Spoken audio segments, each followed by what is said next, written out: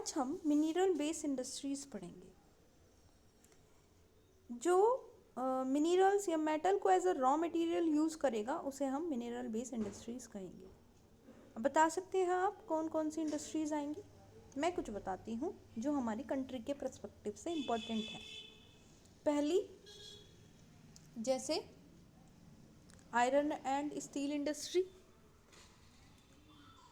Iron and steel industry basic industry है हर एक industry के लिए। क्यों?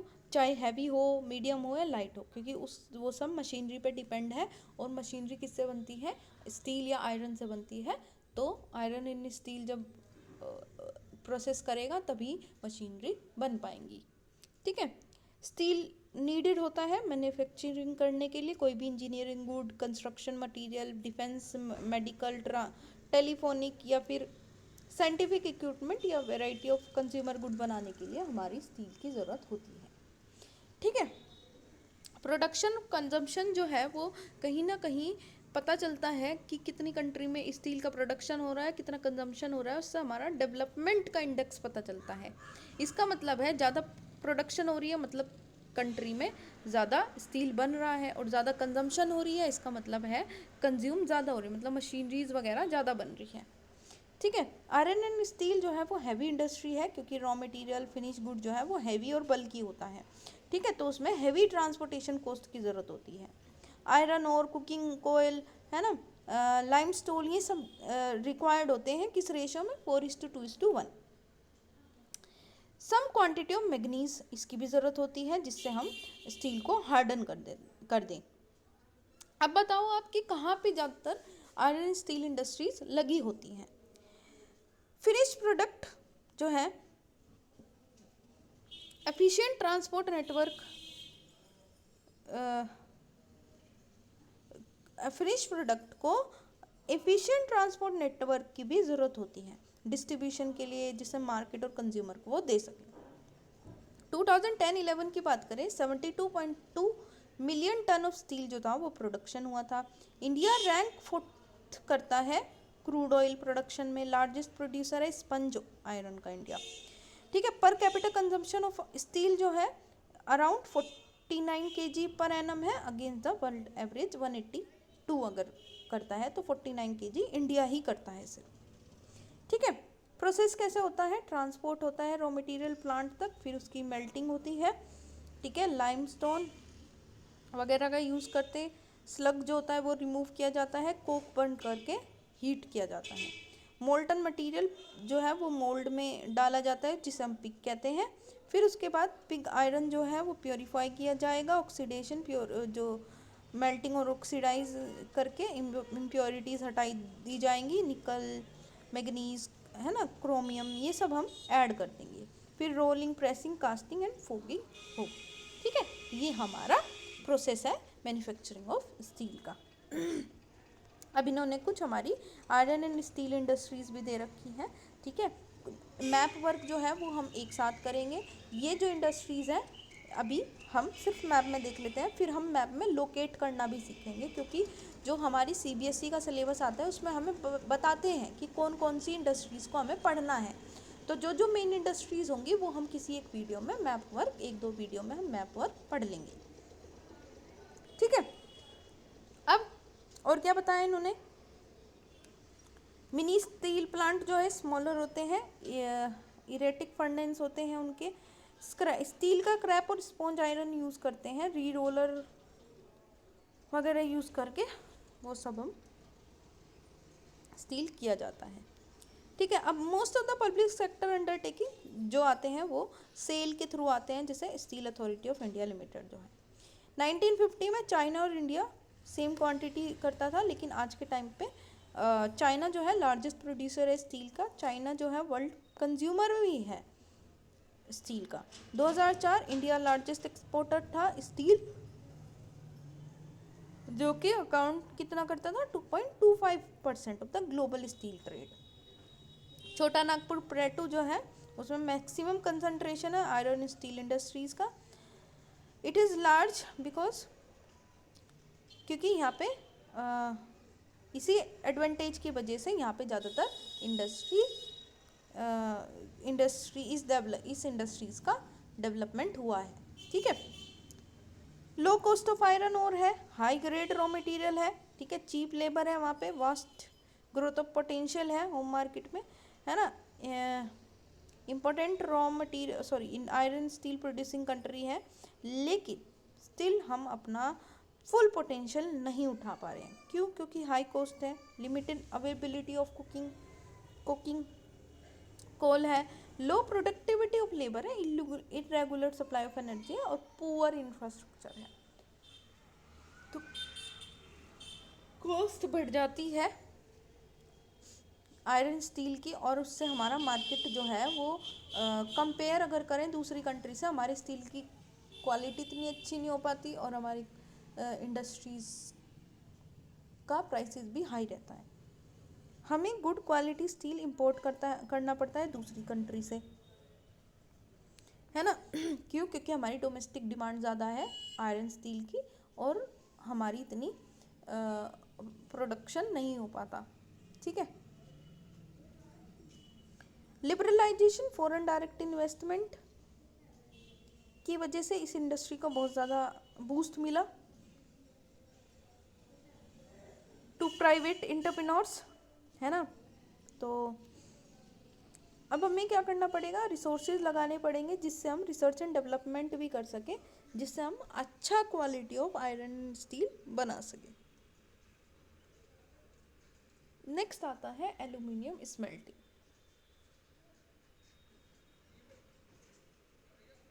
एल्यूमिनियम स्मेल्टिंग क्या है? Second most important metrological industry India की। लाइट है, रेसिस्टेंट टू कोरिजन, मतलब उसमें जर नहीं लगता, और good conductor of heat, malleable है, become strong mix with other material. अगर हम अदर मटेरियल एल्यूमिनियम में मिलाएंगे तो वो स्ट्रॉन्ग हो जाएगा।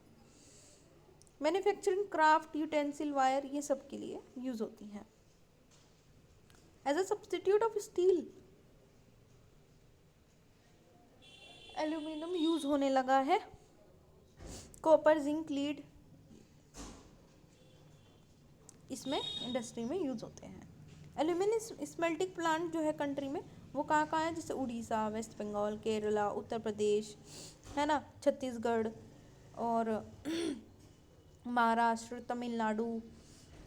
2008-9 की बात करें, इंडिया में प्रोडक्शन 15.29 लाख मिलियन टन थी एल्यूमिनियम की। बॉक्साइट रॉ मटेरियल यूज़ किया जाता था। स्मेल्टर्स इन वेरी बल्कि यूज्ड इन स्मेल्टर्स इज वो बल्कि होता है, डार्क रेडिश कलर का होता है। ठीक है, अब फ्लो चार्ट दे रखा है, उसमें बता रखा है कि कैसे प्रोसेस होता है aluminium. Regular supply of electricity, assured source of raw material, minimum cost, ये बहुत ज़रूरी है लोकेशन ऑफ एल्यूमिनियम इंडस्ट्री का। जैसे अगर हम 4 to 6 टन ऑफ बॉक्साइट करेंगे तो उससे 2 टन ऑफ एल्यूमिनियम मिलेगा और 1 टन ऑफ एल्यूमिनियम मिलेगा। प्रोसेस भी बता रखा है, रॉ मटेरियल बॉक्साइट क्वांटिटी आएगी, क्वारी आएगी, ट्रांसपोर्ट होगा रेल या शिप की से, एल्यूमिनियम मिलेगा, बॉक्साइट क्रश और aluminium dissolve out, aluminium refinery में जाएगा, बल्क है, शिप साइट जहाँ पे भी शिपिंग होगी उसकी, कैल्सिनेट पेट्रोलियम को from refinery, pitch from cholerae. फिर हमारा क्या आएगा? मोल्टन जो है वो हमारा इलेक्ट्रोलाइट काम करेगा और एल्यूमिनियम स्मेल्टर और एल्यूमिनियम स्मेल्ट। ये थोड़ा आपका फिजिक्स का कॉन्सेप्ट है, केमिस्ट्री, फिजिक्स, साइंस का कॉन्सेप्ट है। अब नेक्स्ट आता है केमिकल इंडस्ट्री। केमिकल इंडस्ट्री भी जो है हमारी फास्ट ग्रोइंग एंड डाइवर्सिफाइंग है। अप्रोक्सीमेटली 3% ऑफ जीडीपी है, थर्ड लार्जेस्ट एशिया और occupied 12th place in the world. Both large and small scale manufacturing unit है ना। रैपिड ग्रोथ देखी गई है इनऑर्गेनिक और ऑर्गेनिक सेक्टर में। इनऑर्गेनिक केमिकल में क्या क्या आएंगे? जैसे सल्फर एरिक एसिड जो कि फर्टिलाइज़र और synthetic fibre, plastic, adhesive, paint, dye stuff वगैरह में, और nitric acid, alkali, soda ash, glass soap, detergent, paper, इन सब में काम आता है। Caustic soda, this industry are widely spread all over the country, हमारी कंट्री में फैली हुई है। अब ऑर्गेनिक केमिकल, पेट्रोकेमिकल जो कि मैन्युफैक्चरर को synthetic fibre, synthetic rubber, plastic, dye stuff, drug, petrochemical, pharmaceutical, है ना। Organic chemical plant are located near oil refinery या पेट्रोकेमिकल प्लांट के पास इनको लगाया जाता है।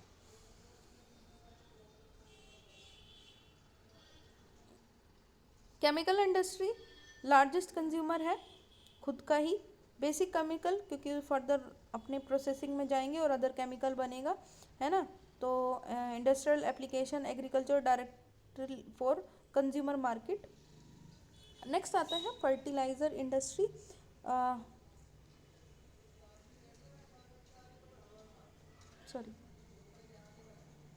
फर्टिलाइजर इंडस्ट्री कहाँ पे है? नाइट्रोजस फर्टिलाइजर्स जो है, phosphate fertilizer, ammonia phosphate and complex fertilizer, nitrogen से मिलके phosphate, potash. The third, potash is entirely imported as the country does not have any reserve of commercially usable potash or potassium compound in any form. Third largest producer है India nitrogenous fertilisers में, 57 fertiliser unit manufacturing nitrogenous and complex nitrogen fertiliser.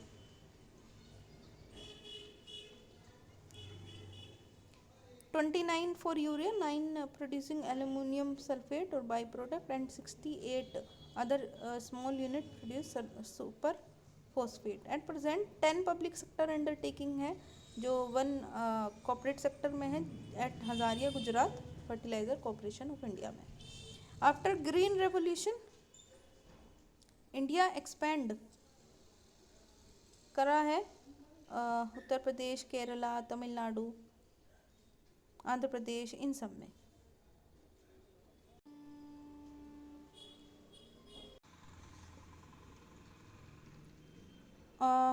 Three vehicle multi utility vehicle जो manufacture होते हैं।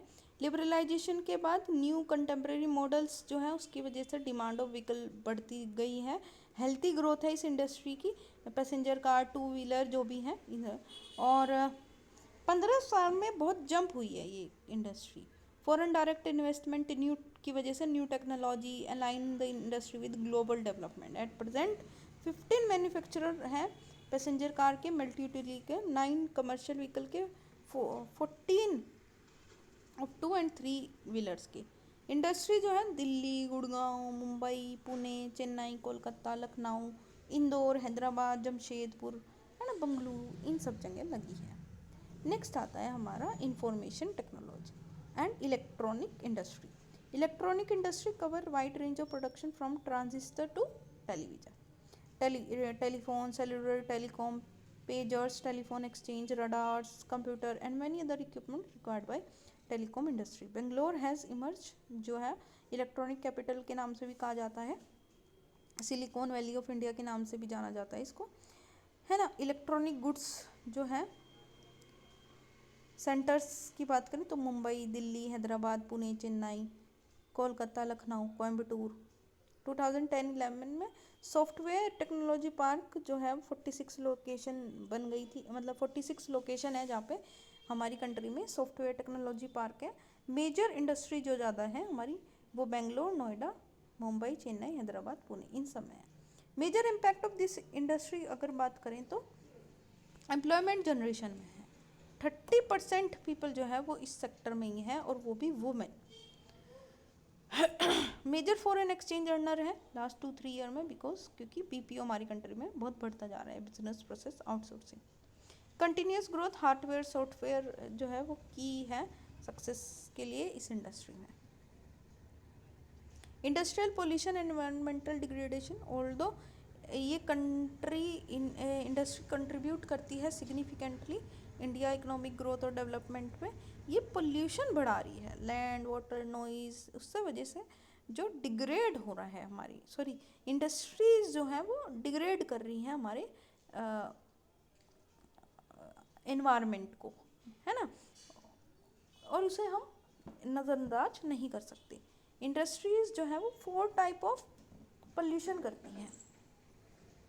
देखो कुछ some software technology park भी दे रखे हैं, जैसे एयर पोल्यूशन। एयर पोल्यूशन वही एयर में कुछ गैसेस मिल जाना, जैसे सल्फर डाइऑक्साइड, कार्बन मोनोऑक्साइड, है ना, ये सब मिल जाती हैं।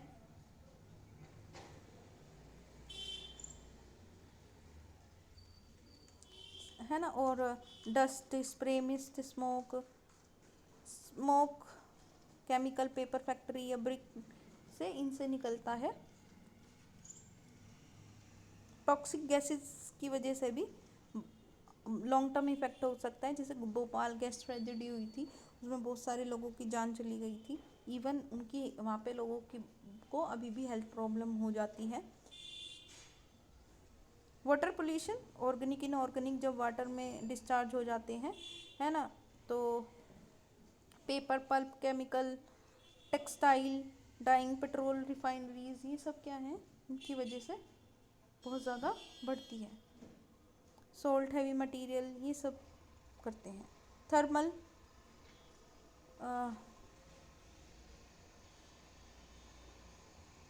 जब क्या होता है, वाटर, हॉट वाटर जो है, फैक्ट्रीज, थर्मल प्लांट जो है, ड्रेन्ड इन वाटर पॉन्ड्स वगैरह की बिफोर कूलिंग को बिना कूल करे ही उन्हें पानी, गर्म पानी को डाल दिया जाता है ना, तो एक्वेटिक लाइफ को बहुत ज़्यादा प्रॉब्लम होती है।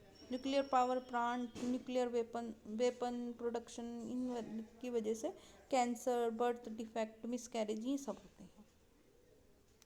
नॉइज़ पोल्यूशन, हमें पता है नॉइज़ इरिटेटिंग जो आवाज़ निकलती है इंडस्ट्रीज़ वगैरह में से, अनवांटेड साउंड जो होती है, उसकी वजह से भी बहुत ज़्यादा दिक्कत होती है, फैक्ट्रीज, इक्विपमेंट्स वगैरह। कंट्रोल कैसे कर सकते हैं, मिनिमाइज कर सकते हैं, रीयूज़, रिसाइकल, हार्वेस्ट करो रेन वाटर को, और ट्रीट करो हॉट वाटर को, है ना, डंप करने से पहले, है ना, मैकेनिकल मीन यूज़ करो, स्क्रीन ग्राइंडिंग, है ना, इन सबको। सेकेंडरी ट्रीटमेंट बायोलॉजिकल प्रोसेस की करो, और सेकेंड टर्शरी ट्रीटमेंट बायोलॉजिकल और केमिकल, फिजिकल, है ना, रिसाइकल वगैरह करो। इन्होंने बताया कि बहुत ज़्यादा ग्राउंड वाटर यूज़ करने की वजह से भी हमारा वाटर टेबल नीचे जा रहा है। हम क्या कर सकते हैं, और रेगुलेट करो, लीगल पानी का ज़्यादा वाटर टेबल नीचे ना जाए। स्मोक को करने के लिए स्टेक्स लगा दो, फाइबर फिल्टर लगा दो, स्क्रम्बल्स लगा दो, है ना। ऑयल और gas instead of coal use करके भी हम स्मोक को कम कर सकते हैं। मशीनरी एंड इक्विपमेंट यूज़ करने के लिए जनरेटर, साइलेंसर यूज़ कर सकते हैं। मशीनरी रीडिज़ाइन करो जो एनर्जी एफिशिएंट हो, नॉइज़ कम करे। नॉइज़ अब्जॉर्बिंग मटेरियल जो है, personal use of ear plug या ईयरफोन वगैरह का यूज़ करो, ठीक है। सस्टेनेबल डेवलपमेंट होगा और इकोनॉमिक और एनवायरमेंटल कंसर्न भी रहेंगे, ठीक है। Thank you for watching, keep sharing and do tell me how you like the video.